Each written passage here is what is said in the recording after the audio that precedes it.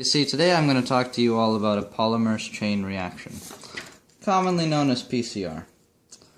We're going to talk about this process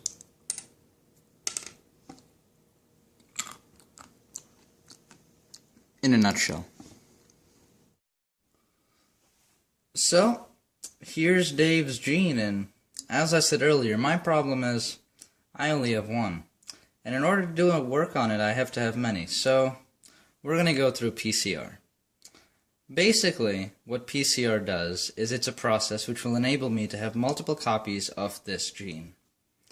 Step 1 will begin using a denaturing process, and in order to do that, I'll place Dave's gene into this very nifty A+ thermal cycler 3000. So let's begin. In goes his gene. I'll close this baby and start it up.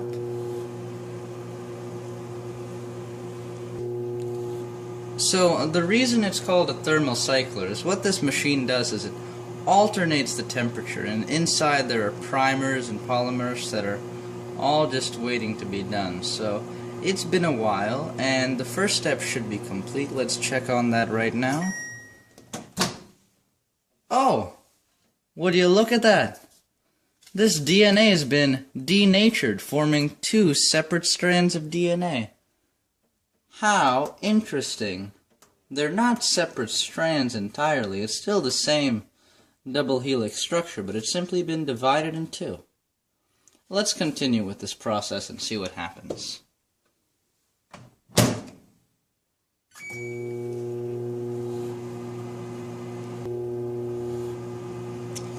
So it's been a little while, and the next phase should be taking place. Our thermal cycler has cooled a bit, allowing for primers and enzymes to sort of conjoin to our DNA strand. So let's check and see the progress of that, how that works. Oh! Wow, this machine really works wonders. You can see that there have been primers added, and this talc polymers is going to start extending and adding nucleotides to our two individual DNA strands. I can't wait to see what happens next. I'll put this back in the machine, and let's see this final cycle take place.